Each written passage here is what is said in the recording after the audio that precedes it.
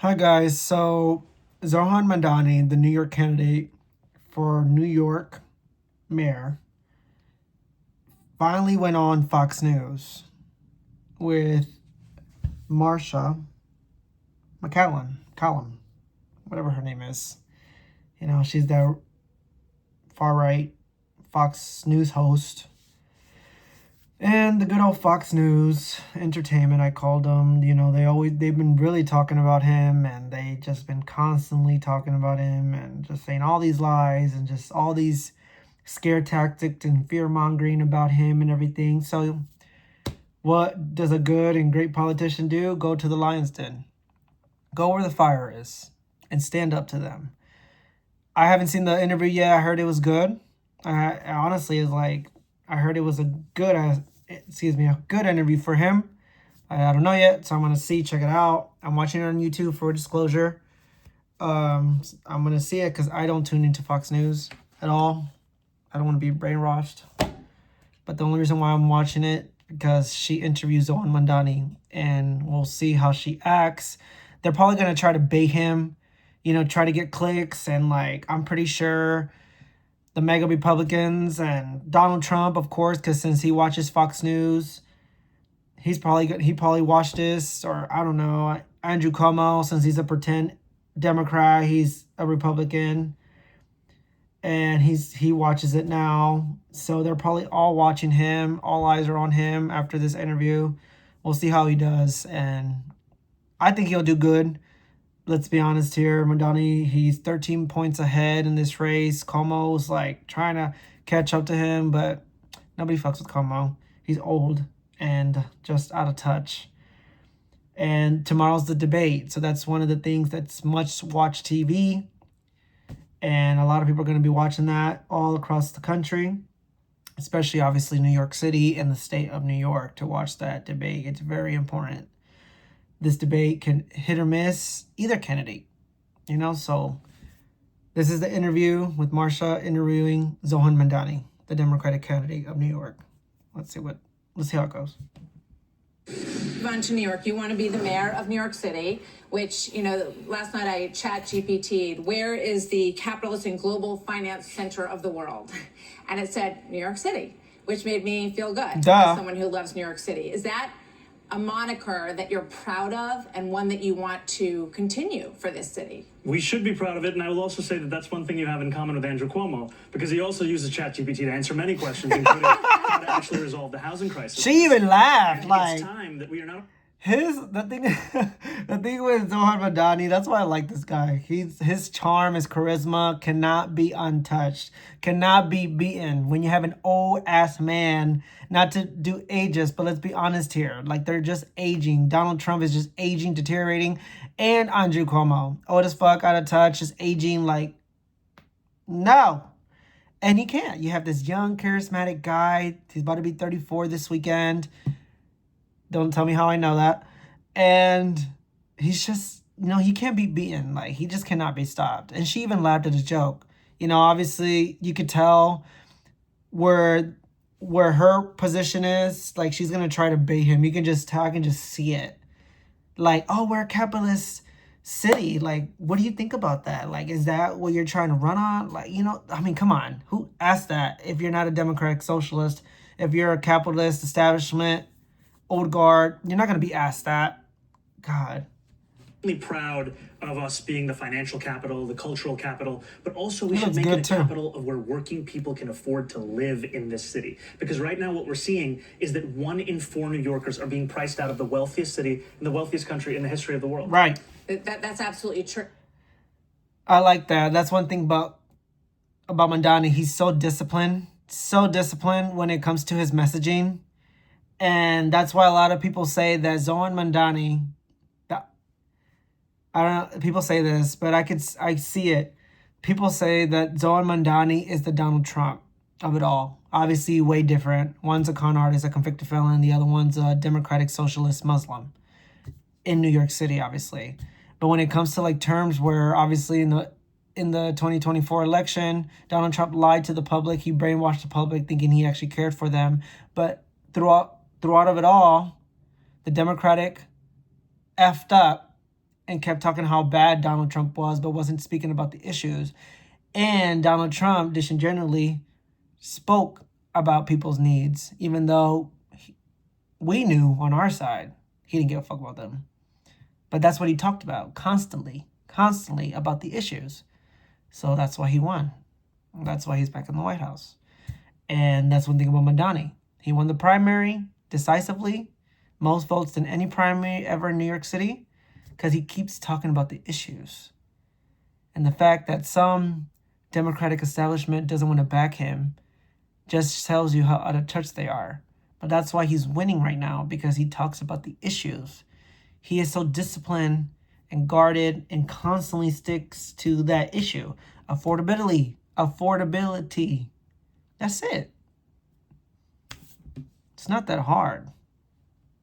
One of the things that's also true is that JP Morgan and Goldman Sachs have moved major operations to Texas. They've not abandoned New York, but they're hedging their bets on New York because of the increased taxes that they see coming if you become mayor. So when they do that, jobs move out of the city as well. So how does that help affordability if people in the city don't have the jobs that they once had here? Well, I'm looking to make this a city that every person chooses, whether they're a business leader or they're someone who works for that business. And the key ways of doing that are actually delivering quality of life, public safety, and affordability for each and every person. Because what we're seeing right now is we have a broken status quo.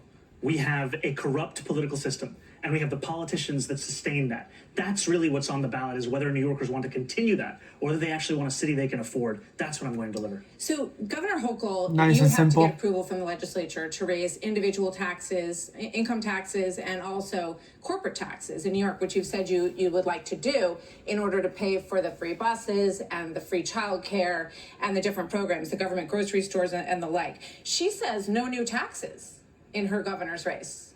So what are you going to do if she won't allow taxes to be raised? How will you pay for these programs? You know, I've said time and again that I believe these are the most straightforward ways that we can actually fund universal childcare, making buses fast and free. And I've said that the two clear ways to do so, raising personal income taxes on the top 1% by 2%, and raising the corporate tax to match that of New Jersey's corporate tax of 11.5%. Now, if there are other ways to raise this money to fund this agenda, the most important thing is that we fund the agenda. I still think that these are the most important and clear ways we can do it. And I'm thankful to have Governor Hochul's support in this race, and the fact that she said we have a shared commitment to delivering universal childcare for New Yorkers across the city and the state. I think that's great. I think everybody would love. I like how he did that. He was defiant about it, but also said, yeah, she said that, but she endorsed me.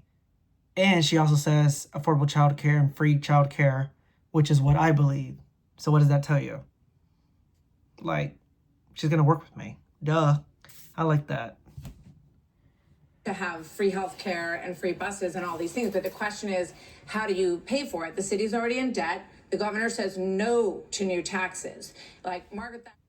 Well, what Andrew Cuomo said is that if he had $959 million, he'd give it to Elon Musk in tax credits, because that's exactly what he did. And I bring that up to you to say that it's often a question of whether you have the willingness to spend that money to benefit working class people, not where that money is in the first place. So what would you cut? What would you draw from to do it? I don't think we have to cut. I've spoken about raising taxes on the wealthiest. And frankly, this is an issue that we have here in New York City, and frankly, even across this country. When I've spoken to Trump voters right here in New York City, Hillside Avenue in Queens, Fordham Road in the Bronx, they've told me it was cost of living that drove them to vote for Donald Trump. They've told me it was a promise of a lower whether it be cheaper groceries, whether it be childcare, whether it be rent. Right. And what we're seeing time and time again is we're more focused on the question of billionaires and the most profitable corporations than we are on people who can't even afford to make ends meet.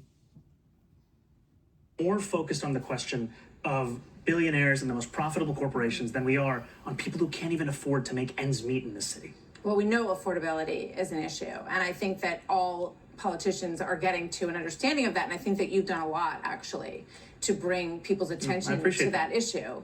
At least she's honest. Let's take a look at the free buses issue just for a moment, because I know you said that the pilot project that you did was one of... Right now, so far, yeah, she's trying to push back and trying to bait him, but right now, I can tell, I don't think Donald Trump is going to be happy with her. I know we still have a lot to go, but as of right now, she's letting him talk. She's letting him explain. She's letting him, like, explain his answers, like, answer the questions, I guess. And yeah, she's trying to push back, but she's letting him finish. And a lot of them, especially from Fox News, don't do that because it doesn't work with their narrative. And I don't think Trump is going to like her the way she's doing this right so far, as like I see, because he's still defiant. He's still pushing back. She's trying to dissect everything about his policies and try to bait him. But he knows his shit. He knows his stuff. He's a very smart young politician. He's a rising star in the Democratic Party. And he's going to be the next mayor. And he can't not be stopped. And I could just tell, like, she's trying everything in her disposal to try to bait him and trying to, like, make sure he F's up. But it's not working. So I know we're barely into, like, 4 minutes in the interview. But it's not working. She's trying everything so far. Like, she's just trying to dissect every little freaking thing about his policies. And it's not working. Biggest accomplishments of being an assemblyman. The Washington Post said this in an editorial about this. Washington Post. Quality inevitably declines when a service is offered for free. Vagrants and drug addicts would camp out all day on New York's buses, especially in the winter. Parents would go afraid to let their children ride alone. Wealthier residents would find another way to get around, but poor New Yorkers who depend on the bus would suffer the most. What do you say to that? Do you agree with? I find it hilarious before he answers is that what the Washington Post said that, like, if they do a free buses, that the homeless will go into it. First of all, we're in a capitalist country, right? Pause for that thought. Right now, New York is an old establishment, democratic establishment government right now, and it's currently happening under capitalist government. Like the normal established guard. It's currently doing that. So how in the fucking Washington Post even say, if we do these free buses, the homeless are going to go wild? I'm sorry, but they're already doing it now. And my dad is not even elected. So, what? So biased. So this is his response to that. Well, I would say that they should actually look at the report of the 5 free buses we delivered across New York City. We didn't see an increase in homelessness. We did see an increase in New Yorkers riding the bus. We did see a decrease in assaults on bus drivers by 38.9%. And we also saw a decrease in New Yorkers who were having to take a cab or take their own car. They were actually getting on the bus. More than 10% of new riders were doing so. That's why we care so deeply about this, because of the fact that it can actually deliver economic, public safety, and even congestion relief to New Yorkers who are looking to take these buses. That's right. I know that you're turning 34 on Saturday, and I want to talk about your qualifications. Some say you have never run a business in your life, so I'm curious, and President Trump said that you never worked a day in your life. You worked as an assemblyman, and you've had other positions in the government. But what qualifies you from your life experience to run the largest city in the country? I want to take this moment because you spoke about President Trump, and he may be watching right now. And I just want to speak directly to the president. No. Which is that I will not be a mayor like Mayor Adams who will call you to figure out how to stay out of jail. I won't be a disgraced governor like Andrew Cuomo who will call you to ask how to win this election. I can do those things on my own. I will be a mayor who is ready to speak at any time to lower the cost of living. That's the way that I am going to lead this city. That's the partnership I want to build, not only with Washington, D.C., but anyone across this country. I think it's important because too often... He has officially taken over of this interview.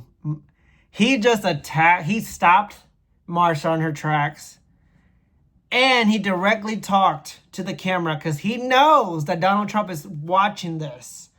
He knows perfectly clear that Donald Trump and Cuomo, all those old coonies, are literally watching this right now to see if he gets destroyed on air by the right-wing MAGA machine called Fox News.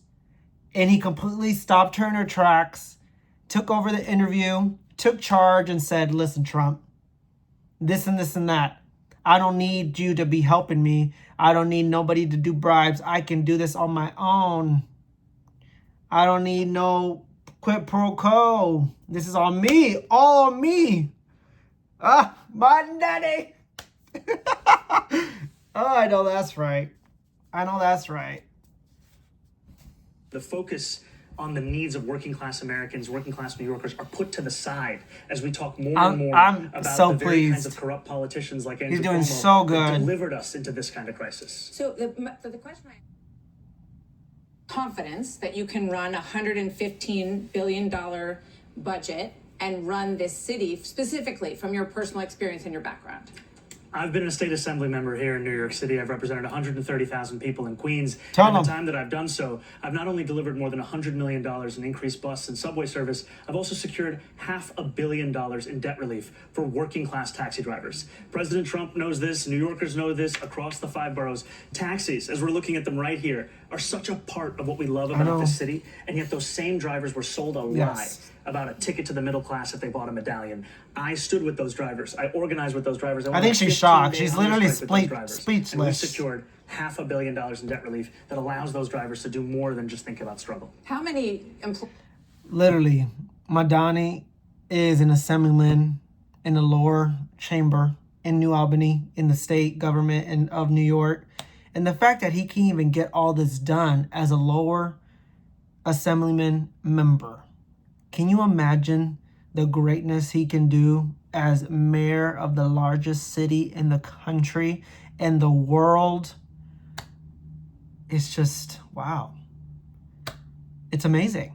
And she's literally speechless. Like, she's literally, I'm surprised. I don't like her, but I'm surprised she's letting him speak and letting him answer. And it's a real calm and closure conversation. And I'm telling you, Trump is not going to like this interview at all. would you be overseeing in the New York City government? More than 300,000. That's a lot of people. But thank you for answering the question. I know that you want to stimulate small business in the city, and we all walk around the city. She's like, oh my God, that's a lot of people. And we see a lot of empty whatever. So give me your plan on how you would do that. I've spoken to a lot of New Yorkers for whom their aspiration, their dream is in that small business. And I've told them that we are going to make it easier to not only open it, but keep it open. We're going to cut fines and fees by 50%. Because as you said, we have a city government that has a $116 billion budget. It's not funded by charging a restaurant $25 a year for the right to sell a frozen dessert. We're going to streamline the regulations and rules that these small businesses have to adhere to. Because today, if you want to open up a barbershop, you have to fill out 24 forms, go to 7 agencies, 12 in-person activities. And furthermore, we're going to have a mom and pop czar, someone that'll help these businesses navigate through this. Because while we are holding these kinds of businesses to these kinds of rules, we're letting the most profitable corporations walk all over us here in New York City. And it's part of the problem where so many New Yorkers look around at the wealthiest city in the wealthiest country in the history of the world and asking themselves, there's all this money, why can't I afford $2.90 to even ride the bus? Right. Let me just quick question on that, and I want to get to capitalism isn't working, y'all. That's another big issue for New Yorkers. So a lot of individuals in this city pay more than 50% of their income in taxes. When you talk about a fair share, how much more than, what is the fair share? What's the number? I've said that we should increase personal income So taxes by 2%. is fair. And my point is this: she's trying to bait him right there. If you're making $1 million in New York City, or more than that, you can afford to pay 2% more. And the reasons you can afford to do so is because that money will be used to better your quality of life as well. Yeah. Because when I speak to the wealthiest New Yorkers, I hear concerns about the cleanliness of the city, the quality of life in the city, questions of public safety. This money is the money that will be used to deliver on those things so that we can ensure that we have a return on investment for all of the money that we are raising and spending right here across the 5 boroughs. I want to talk to you about public safety and your relationship with police. That's a good answer. Just in terms of public safety, I want to go to an example first, because I hear from people that they don't feel safe walking home at night. There's drug addicts on the street, right around the corner here. You can walk around the corner and see people shooting up. A lot of garbage on the streets right now. The subway is something that people are really concerned about. Last week, 64-year-old Nicola Tanzi, who was a church leader, a pillar in his community, was brutally beaten to death. I tried to watch this video. It's tragic. It's very hard to watch in a subway station in Brooklyn. 25-year-old David Mazarregos had a He's the suspect in this case. He was out. They lowered his bail so that he could get out. He was already waiting a trial for attacking someone in Chelsea. 33 past arrests. You were in favor of bail reform. Does that make you want to change your mind or think twice about reversing that? Before he answers that, I think it's pathetic that she doesn't say, well, Cuomo, he's the one with the no cash bail. He's the one that signed it into law because he was governor for fucking 10 years. He's the reason why we're all in this mess. Andrew Cuomo is the one that signed that bill that allowed people to get out with cash, even if it was severe crimes. And you were allowed to pay the bail money, and they were released back in the street. I mean, Mamdani, he signed the bill and is in favor of the bill because even for the smallest charges like marijuana, you know, you get bail. Some get bailed so extensively, you pay it and then you can get out free. Fine. But some that are serious crimes, no matter what crimes you do, you just pay the cash bail and you're released back into the street, no matter the crime. Like Andrew Cuomo did that. Does she mention that? No, of course. So let's listen to his response. Sorry. Is a horrific incident, and it's the same video that I saw.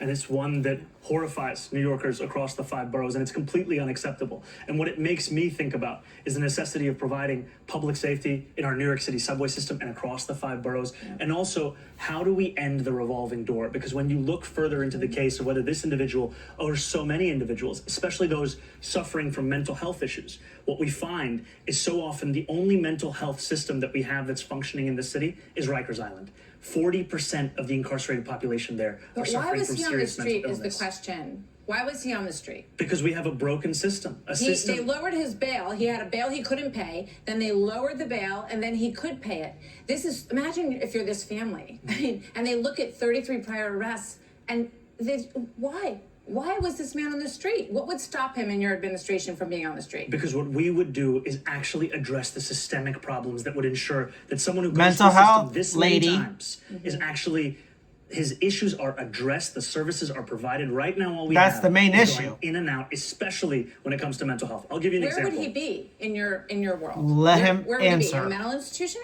He would actually be getting services from the first time that he was arrested, as opposed to Getting having to go ignored through with them her. 33 times. If you look at the New York Times, they did an investigation on 1,000 different incidents of violent crime in the city tied to mental health episodes. Yeah. They found that so many of those same New Yorkers were failed by the interactions they had with the city when they went for help for mental health assistance. And that failure is a blight, it is a stain on our city, and it's a failure that I'm looking to fix by actually transforming this with the only comprehensive plan for public safety of any of the candidates. Because what we are going to do is put out a plan and a proposal that we have shared with New Yorkers to create a Department of Community Safety that would bring together all of these pre-existing silos that address mental health crisis, that address homelessness into one department, provide it with the funding necessary, and actually address this crisis. Where do these people go, though, is my question. Are you going to put them in a mental institution so they can be taken care of? Or are you going to leave them at home on medication? What's the plan? There's a plan right now that allows for involuntary confinement, which I think should be a last resort, because of the fact that when you look at the actual results, this is something that so often doesn't actually have what has been spoken about. But what we have today that actually works for New Yorkers with serious mental illness, there are things like Fountain House. This is a clubhouse model, peer-led rehabilitative treatment for New Yorkers with serious mental illness. It costs $4,000 to have someone in Fountain House for a year. That's the cost of being on Rikers for 3 days. And what we see, however, is that those services, they increase employment by 50%, they reduce hospitalization by up to 45%, and they actually reduce the cost of healthcare as well for those same New Yorkers. This is what we're looking at. This is why we say that Rikers is broken, the system is broken. You can just see people who are suffering up and down 8th Avenue, just as one example. And I hope we'll have a chance to talk more about that next time. But I don't want you to leave without me asking you about your relationship with the police, because obviously this is a big issue. You said in the past, I almost don't need to go through it. But she already addressed over and over again. The police force racist, said they were a major threat to public safety, called them wicked and corrupt. And now the report that you apologized to racist, said they were a major threat to public safety, called them wicked and corrupt. And now the report that you apologized to 24 members of the NYPD. What did you say to them? I apologized for the language that I used, and I spoke to them about the fact that I want to work with them to deliver public safety. Because what we're seeing in the city right now is we're asking officers to do nearly everything we can think of. We used to ask officers to focus on serious crimes. Now we're asking them to focus also on the mental health crisis, to focus also on homelessness. In 1 year alone, the NYPD receives 200,000 mental health calls. 1 year. Yeah, and you know what they told me? That 1 out of 3 of those, the person they're very, very dangerous interactions. You're going to send a social worker in there? You can always have a police officer actually come to address that. But look, you're saying 1 out of 3. 2 out of 3 times, if you don't need the police and you're sending them to do that, then why aren't you sending them to respond to shootings and murders? 5, 6 years ago, the response time for officers was closer to 10 minutes. Now it's closer to 16 minutes. New Yorkers deserve a police department that is asked to do the things that it can possibly do, not one that covers the failures of every break in the social safety net. So police Great officers pro that police. I spoke to, they don't want a behind closed doors apology. They want a broad public apology for the things that you suggested about them. Is he going to apologize? Absolutely, I'll apologize to police officers right here, because this is the apology that I've been sharing with many rank and file officers. And that's breaking news. Of the fact that I'm looking to work with these officers. So everybody can and I know shut up these about it officers, already. These men and women who serve in the NYPD, they put their lives on the line every single day. And I will be a mayor that What changed your mind about it? You know, I moved to the city when I was 7 years old. Interrupting him. I grew up here. And 2 of the things that I thought often about was safety and justice. And growing up here, learning about the case of the exonerated 5, learning about Sean Bell, learning about Eric Garner, learning about Michael Brown. And then in 2020, the year where all of these tweets are referring to, it was the year when George Floyd was killed. And it felt like safety and justice had never been further apart. And it was actually Eric Adams in 2021 who said that New Yorkers need not choose between these 2 things. And so one of my focuses was, how do we deliver that justice? And now what I know, having represented 100,000 people in Western Queens, is that to deliver that justice, you have to also deliver that safety. And that means representing the men and women in the NYPD. It means representing the black and brown New Yorkers who've been victims of police brutality. It means representing the Muslim New Yorkers in my district who were surveilled on the basis of their faith. I like that. That was the perfect answer to this police controversy made up by, well, not really made up, but obviously it was brought up over and over again to try to take Mamdani down or try to attack him on this from his past comments. We all remember what it was, 2020, the George Floyd. A lot of people hated the police because there were actually incidents where police would overstep their authority and get gay people because who they were, drags, and then what happened to George Floyd. And, you know, a lot of people were mad at the police. So at the time, the anger in the nation were towards police. So, of course, he was going to say that. You know, him, Mamdani, being an activist and stuff. And I get that he wants to be mayor. But he has addressed it over and over and over again. He said, look, I've changed my position. Now that I'm part, you know, in public office as an assemblyman, especially watching and obviously helping out over 130,000 people that he represents, understands the importance of the police and the New York City Port Authority and police department, how important they are. If they're successful, the community's successful. I get it. And he's like, look, I've changed and I apologized. Even to high-ranking police people, I've talked to them. And now they're telling me what their core issue is, which is forced overtime. I mean, let's be honest here. You don't want to be at a job when you have no life, especially you have kids, where let's say you're having a day off, like let's say you want to plan for a day off. Let's say someone that works all the time plans for a day off like anybody. That's what we create, PTO or vacation days, sick days or whatever, because you either, let's say you have to get your kid out of the school or you took a family trip. But then the police forces you to cancel that even though you've been planning it for months and your whole plans are ruined. Who wants to live like that? So that's why the police department, especially in New York, is having an exodus of 350, like he said, now every year or per month. I forgot what he said, sorry. But it keeps rising. And we have to address the root cause, which is the forced overtime and constantly dealing with all the mental health issues, the calls of everything, instead of the police actually dealing with real crimes that they went to be a police officer for. Not to deal with somebody just crying or feeling upset or feeling depressed. But those are important. But that's why we have mental health social workers. therapy, therapists, doctors. You know what I'm saying? Not everything has to fall on the police. So that was a great answer. I love that. And she didn't push back. Again, like, this whole interview has been amazing. I think a lot of people expected way different reaction, or at least a different response and force from her, and I don't see it. 58% of independent voters want more police officers on the street. And Cuomo, tomorrow night in that debate, he's going to say, I'm going to bring 5,000 more police officers to the street. Will you match that and agree with him on that? I don't look to Andrew Cuomo for leadership. And will you put 5,000 more cops on the street? I'm very clear. I want to keep the number of officers that we have, and I want to make it easier for those officers to do their job. And what that means is that we allow officers to focus on serious crimes, and for all of the focus on the head count, we should focus on the retention crisis. Right. When I started running for mayor, 200 officers were leaving the department. This is what I was telling you about. Month. He's talking about it. Now it's 350. And a lot of them are leaving because there's simply no way they can do their job in what's being asked of them. And to your point, however, Andrew Cuomo is going to say a lot of things tomorrow night on the debate stage. And frankly, I wish it was more like NASCAR, so New Yorkers could see the billionaires that were sponsoring him right on his suit jacket. Because this is a man who had 10 years. And I know now that it's politically convenient, he watches Fox News as well. So I'll just speak to him directly.